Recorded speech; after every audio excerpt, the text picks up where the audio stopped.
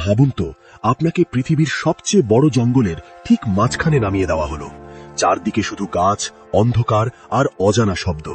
কোনো রাস্তা নেই, কোনো শহর নেই, নেই মোবাইল নেটওয়ার্ক বা সাহায্যের সুযোগ, শুধু প্রকৃতি আর তার নির্মম নিয়ম। স্বাগতম পৃথিবীর সবচেয়ে রহস্যময় এবং ভয়ঙ্কর বনভূমি আমাজন রেইন ফরেস্টে। আমাজন শুধু একটি জঙ্গল নয়, এটি যেন নিজেই একটি আলাদা পৃথিবী। দক্ষিণ আমেরিকার 8টি দেশের বিস্তীর্ণ অঞ্চল জুড়ে ছড়িয়ে থাকা এই অরণ্যের আয়তন প্রায় 55 লাখ বর্গ কিলোমিটার। এর বিশালতা এতটাই অবিশ্বাস্য যে এর মধ্যে বাংলাদেশের মতো বহু দেশ সহজেই জায়গা করে নিতে পারে। পৃথিবীর বৃহত্তম রেইন ফরেস্ট হিসাবে পরিচিত এই বনভূমিকে অনেকেই পৃথিবীর ফুসফুস বলে থাকেন, কারণ এটি বৈশ্বিক পরিবেশ ও জলবায়ুর ভারসাম্য রক্ষায় গুরুত্বপূর্ণ ভূমিকা পালন করে। দিনের বেলায়ও আমাজনের অনেক অংশে সূর্যের আলো মাটিতে পৌঁছাতে পারে না, কারণ বিশাল গাছগুলোর ঘন ছাউনির কারণে পুরো বনভূমি প্রায় অন্ধকারে ঢাকা থাকে। এমন পরিবেশে হাজার হাজার প্রজাতির প্রাণী ও উদ্ভিদের বাস, যাদের অনেককেই এখনো বিজ্ঞানীরা পুরোপুরি শনাক্ত করতে পারেননি। আমরা সাধারণত বড় প্রাণীদের ভয় পাই, কিন্তু আমাজনে বিপদ লুকিয়ে থাকে সবচেয়ে ছোট প্রাণীদের মধ্যেও।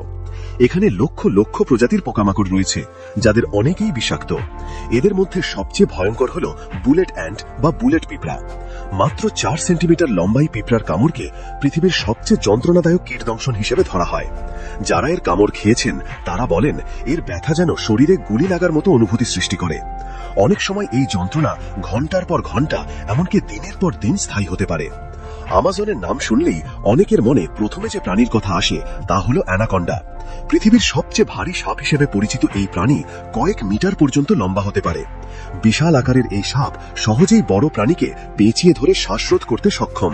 তবে শুধু অ্যানাকন্ডাই নয়, আমাজনের বিভিন্ন অঞ্চলে বোয়া, পাইথন এবং আরও অনেক বিষধর সাপের দেখা মেলে। বিজ্ঞানীরা আজও নিশ্চিতভাবে বলতে পারেন না যে আমাজনে মোট কত প্রজাতির সাপ বাস করে, কারণ জঙ্গলের বিশাল অংশ এখনো মানুষের নাগালের বাইরে। আমাজনের বুক চিরে প্রবাহিত হয়েছে পৃথিবীর অন্যতম বৃহৎ নদী আমাজন নদী।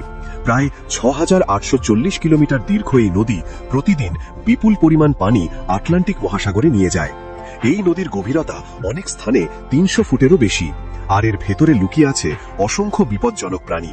বিশাল কাইম্যান, পিরানহা, ইলেকট্রিক ইল সহ এমন অনেক প্রাণী এখানে বাস করে যাদের মুখোমুখি হতে কেউই চাইবে না। বিজ্ঞানীদের মতে আমাজন নদী পৃথিবীর অন্য যে কোনো নদীর তুলনায় সবচেয়ে বেশি পানি বহন করে। এর প্রবাহ এত শক্তিশালী যে একে অনেক সময় চলমান সমুদ্র বলেও অভিহিত করা হয়। আমাজনের সবচেয়ে বিস্ময়কর প্রাণীগুলোর একটি হল ইলেকট্রিক ইল। এই মাছ নিজের শরীর থেকে কয়েকশো ভোল্ট পর্যন্ত বিদ্যুৎ উৎপন্ন করতে পারে। রেকর্ড অনুযায়ী কিছু ইলেকট্রিক ইল প্রায় 860 ভোল্ট পর্যন্ত শক দিতে সক্ষম। এই শক্তিশালী বৈদ্যুতিক আঘাত শিকারকে অচেতন করে দিতে পারে, এমনকি গুরুতর ক্ষেত্রে প্রাণঘাতীও হতে পারে। অনেক সময় এই প্রাণীরা আত্মরক্ষার জন্য বা শিকার ধরার উদ্দেশ্যে বিদ্যুৎ ব্যবহার করে। পানির ভেতরে এই শক আরও কার্যকর হয়ে ওঠে, কারণ পানি বিদ্যুতের ভালো পরিবাহক। আমাজন নদীর আরেকটি অদ্ভুত বাসিন্দা হল পিঙ্ক রিভার ডলফিন। গোলাপি রঙের এই ডলফিন পৃথিবীর অন্যতম বিরল জলজ প্রাণী। প্রায় 9 ফুট লম্বা এবং 200 কেজির কাছাকাছি ওজনের এই প্রাণীগুলোকে ঘিরে বহু লোককাহিনী ও রহস্য প্রচলিত আছে। স্থানীয় অনেক আদিবাসী বিশ্বাস করেন এদের মধ্যে অলৌকিক ক্ষমতা রয়েছে। যদিও বিজ্ঞানীরা এসব দাবির কোনো প্রমাণ পাননি, তবুও এই প্রাণী আজও গবেষণার গুরুত্বপূর্ণ বিষয় হয়ে রয়েছে। আমাজনের গভীরে এমন একটি নদী রয়েছে যার পানি সব সময় অত্যন্ত গরম থাকে। কিছু অংশে পানির তাপমাত্রা এত বেশি যে সেখানে ছোট প্রাণী পড়ে গেলে মুহূর্তেই মারা যেতে পারে। স্থানীয়রা একে ফুটন্ত নদী বলে অভিহিত করে। কয়েক কিলোমিটার দীর্ঘ এই নদীকে ঘিরে বহু রহস্য রয়েছে। আগ্নেয়গিরির উপস্থিতি ছাড়াই কিভাবে এত বিশাল এলাকা জুড়ে পানি গরম থাকে তা নিয়ে বিজ্ঞানীরা এখনো গবেষণা চালিয়ে যাচ্ছেন।